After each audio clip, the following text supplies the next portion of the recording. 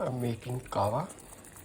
This Cava is used all over the world, but is more like in Middle Eastern and Asian country they use a lot.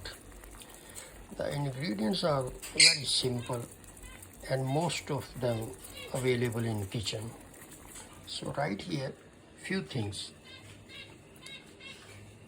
Fennel seed. These are fennel seed. This is one green tea which come in pack inside. I took out and put it in there. It's a 2 bay leaves right here. So then is a 1 cinnamon stick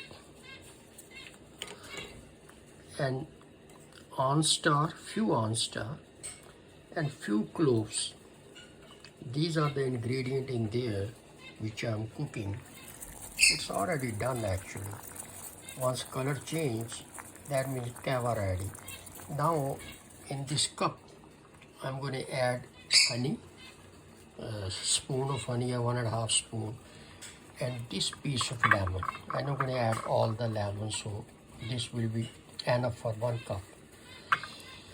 So now I'm going to put it in there, and Cava is ready actually.